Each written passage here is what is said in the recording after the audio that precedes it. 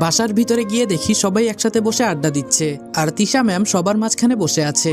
মারিয়া বলল, ম্যাম নিয়ে আসছি ছেলেটাকে। তিশা বলল, অফিসে যাইতা, সরাসরি বাড়িতে আসার কি দরকার ছিল? মারিয়া বলল, ম্যাম আমার মনে হয়েছিল এই বিষয়টা যেন কেউ জানতে না পারে, তাই গোপনে নিয়ে আসছি আপনার বাড়িতে। তিশা বলল, আচ্ছা আমার কেবিনে ওকে নিয়ে যাও, আমি আসছি। মারিয়া বলল, জি ম্যাম, এই চল। আমি মারিয়ার পেছনে পেছনে যেতে লাগলাম।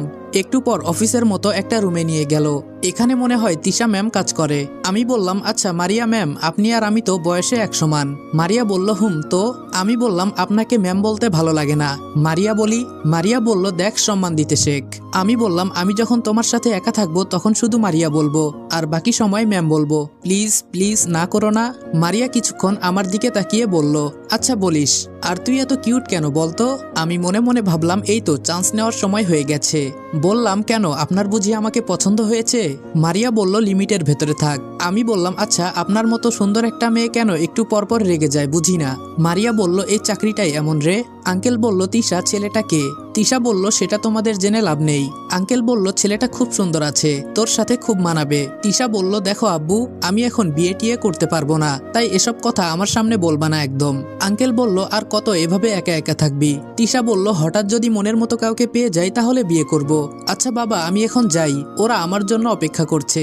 এদিকে মারিয়া আমাকে বলল, আচ্ছা তুমি থাকো, আমি দেখি ম্যাম এখনো আসছে না কেন। আমি বললাম, তোমার আর যেতে হবে না, ওই দেখো চলে আসছে। মারিয়া বলল, ম্যাম আমি থাকবো নাকি বাইরে চলে যাব? তিশা বলল, বাইরে গিয়ে দাঁড়াও। মারিয়া বলল, জি ম্যাম, এই বলে চলে গেল। আমি মাথা নিচু করে দাঁড়িয়ে আছি। তিশা গিয়ে চেয়ারে বসলো। আমি দাঁড়িয়ে থেকে বললাম, আসসালামু আলাইকুম ম্যাম। কথাটা একটু ভয়ে ভয়ে বলে ফেললাম। একজন মন্ত্রীর সামনে কথা বলছি, ভাবতেই গা শিউরে উঠছে। আর তিশা একটা গেঞ্জি পরেছে, এত সুন্দর লাগছে, মনটা চাইছে এখনই বিয়ে করে ফেলি। ইস, এত সুন্দর লাগছে কেন? তিশা বলল, ওয়ালাইকুম আসসালাম, নিচে বস। আমি বললাম, না ম্যাম, এভাবেই ঠিক আছে। তিশা বলল, নিচে বসতে বলেছি, বস, দাঁড়িয়ে থাকা লাগবে না। আমি বললাম, ম্যাম আমি একজন সাধারণ মানুষ, আপনি একজন মন্ত্রী, আপনার সামনে কিভাবে বসি ম্যাম?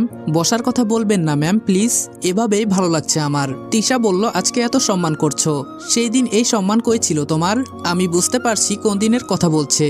ওই যে অনুষ্ঠানে বসে বসে তিশাকে লাইভে দেখছিলাম, ওই দিনের কথাই বলছে। সত্যি কথা বলা যাবে না, নইলে ধরা খাইলে জামিন নাই।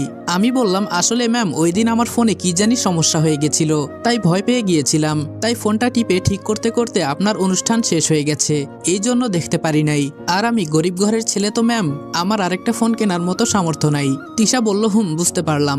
আচ্ছা এখন বলো তোমার নাম কি? আমি বললাম, জি ম্যাম, রনি। তিশা বলল, কারো সামনে নাম বলতে হলে সম্পূর্ণ নাম বলতে হয় জানো না? আমি বললাম, আসলে ম্যাম আমার খুব ভয় লাগছে। তিশা বলল, ভয় পাওয়ার কিছুই নেই, তুমি নির্ভয়ে কথা বলো। আমি বললাম, জি ম্যাম, আমার সম্পূর্ণ নাম মোহাম্মদ রেদওয়ান হাসান রনি, আর আমার পরিবারে মা আর বোন আছে, বাবা নেই, আর আমি একটা ছোট্ট দোকানে কাজ করি। তিশা বলল, বুঝতে পারলাম। তোমাকে এখানে কি কারণে নিয়ে আসছি জানো? আমি বললাম, না ম্যাম, কেন আমাকে এখানে নিয়ে আসছেন আমি কি জানতে পারি? তিশা বলল, অবশ্যই, তোমাকে আমার গোয়েন্দার জন্য রাখা হবে, মানে আমার কে কে শত্রু সবকিছু তোমাকে গোপনে খবর রাখতে হবে, পারবা তো? আমি বললাম, জি ম্যাম অবশ্যই, কিন্তু এসব কিভাবে করতে